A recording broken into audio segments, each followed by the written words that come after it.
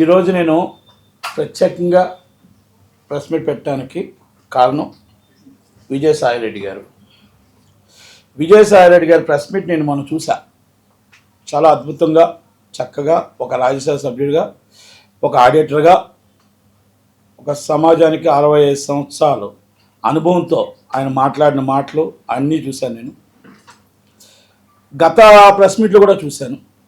గత ప్రెస్ మీట్లో సమాజానికి ఆయన రాజ్యసభని ఎందుకు చేయాలో చెప్పడం చూశాను, రాజ్యసభలో మాట్లాడడము చూశాను, ఇప్పుడు కూడా ఆయన మాట్లాడినవి చూశాను.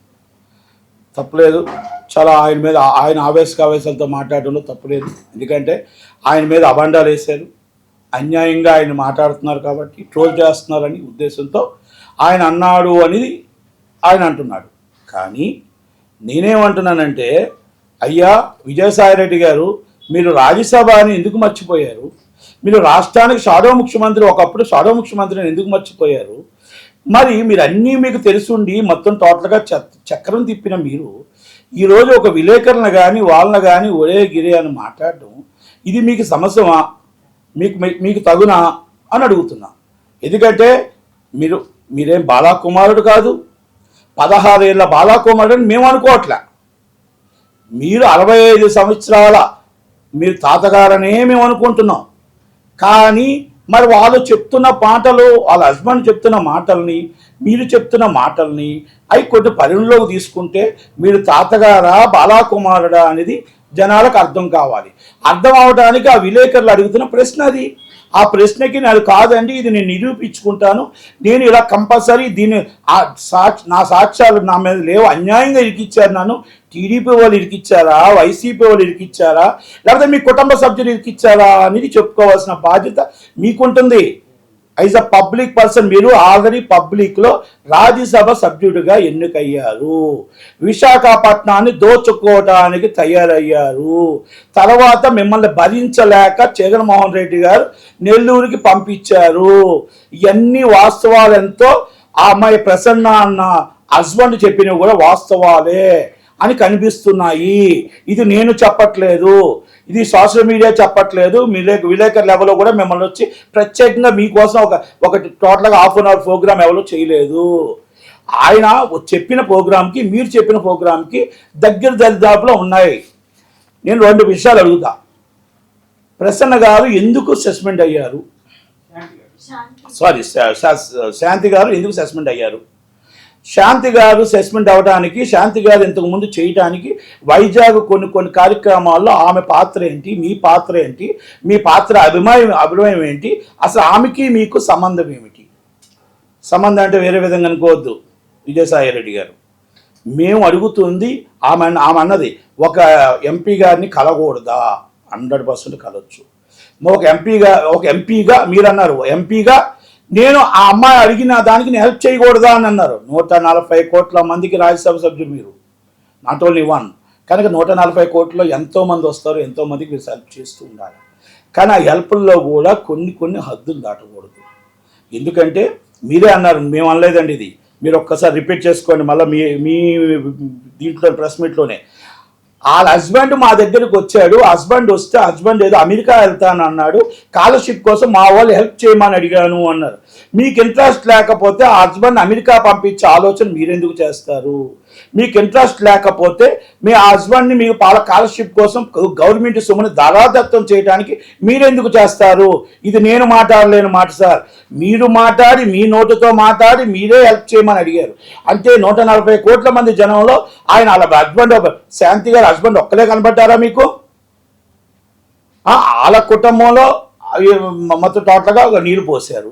ఓకే, ఆమె 4 కోట్ల బిల్డింగ్ కొన్నదా కొనలేదా, ఆమె ఆస్తులు ఏంటి, గతం ఏంటి, ఇవన్నీ పక్కన పెట్టేసేయండి. మీకు ఆమెను అక్కడ తీసుకొచ్చి వేయడం ఏంటి, ఆమె సస్పెండ్ చేయడం ఏంటి, ఇవన్నీ కూడా మీ పాత్రలు లేవా? నేను వేరే విధంగా వెళ్ళట్లే. అలాగే మీరు ఇంకొకటి ఉంది, అంటే ఇలాంటివి చూసుకుంటే మీ బాలాకుమారుడిగా మీ మీద ఒక అభియోగాలు ఉన్నాయి. ఏమని? అసలు 16 ఏళ్ళ బాలాకుమారుడిగా ఏ ఆడపిల్ల కనబడినా ఫస్ట్ హెల్ప్ చేసేది మీరేనంట. టోటల్గా helping nature is a Vijayasai Reddy గారు is grateful only all for ladies, only అమ్మాయిలు మాత్రమే అనేది మీకు పేరు, మంచి పేరు ఉంది. ఇది ఈరోజు కాదు, రాజ్యసభ కాకముందు నుంచి ఉంది. ఒకవేళ మీకు చరిత్ర కావాలి, మీకు మర్చిపోతే ఆ చరిత్రని కావాలంటే ఒక లైవ్లో కూర్చుందాం, ఎక్కడైనా కూర్చుందాం, లేకపోతే నాకు డెఫర్మేషన్ నోటీస్ పంపించండి, లేకపోతే మీరు పర్మిషన్ డాబా ఇవ్వండి, ఎక్కడైనా కూర్చొని ఏ పోలీస్ స్టేషన్ కడైనా కూర్చొని మీ చరిత్ర ఇప్పుదాం. అప్పుడు అందరూ DNA టెస్ట్లో పంపిద్దాం. ఎందుకంటే ఒక చరిత్ర మీకుంది. అమ్మాయి కనబడితే మీ చిన్న కుమారుడు అయిపోతారు అనేది అదొకటి ఉంది. ఇంకొక చిన్నది నాకు డౌట్ ఉంది. ఇప్పుడు సింహాచలం దేవస్థానంలో ఒక 28 సంవత్సరాల అమ్మాయి గెడ్డం ఉమ్మగారు, ఆమెని ఏ ప్రాథమిక ప్రకారం మీరు ఆ ట్రస్ట్ బోర్డులో 100% అనర్హురాలు, ఆ ట్రస్ట్ బోర్డులోకి ఎలాగ వేసారు? ఓకే, తర్వాత ఇవన్నీ మొత్తం టోటల్గా రచ్చరచ్చ అయ్యి మళ్ళీ సస్పెండ్ అయిన జీవో కూడా ఇది. ఆమెకి మీకు సంబంధం ఏంటి? ఇది ఎందుకు నేను అడిగానంటే, ఈమె నాకు ఎవరో తెలియదు, నేను ఎవరో తెలియదు వాళ్ళు కాదు. నేను అడిగిన ప్రశ్న ఏంటంటే, శాంతి గారిది ఎంత నిజమో ఆమెది అంతే నిజం. ఆమెది కూడా ఆ ట్రస్ట్ బోర్డులోకి ఎవరు వేశారు ఎంక్వైరీ చేయాలి. ఆ ట్రస్ట్ బోర్డులోకి అసలు వేయడానికి 28 సంవత్సరాల లోపు వేయడానికి మన అన్య మతాలు ఒప్పుకోవు కదా. మరి హిందూ మతం వాళ్ళంతా ఏం చేస్తున్నారు? మరి బీజేపీ వాళ్ళు వీళ్ళతో ఎందుకు రాసుకొని పూసుకొని తిరుగుతున్నారు? నెంబర్ 1. రెండోది, ఆ అమ్మాయిని ఎలా వేశారు, ఎందుకు మరి ఆ అమ్మాయిని సస్పెండ్ చేశారు?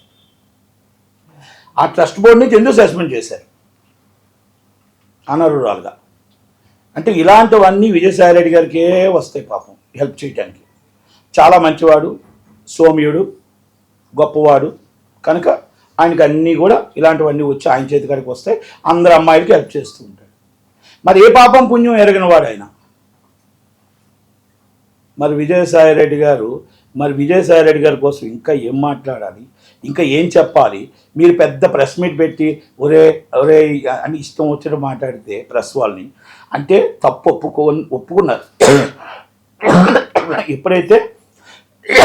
ఎప్పుడైతే మీరు అన్నారో ఒరే అన్న మాట మీ నోట్లోంచి వచ్చిందో తప్పు ఒప్పుకున్నట్టు.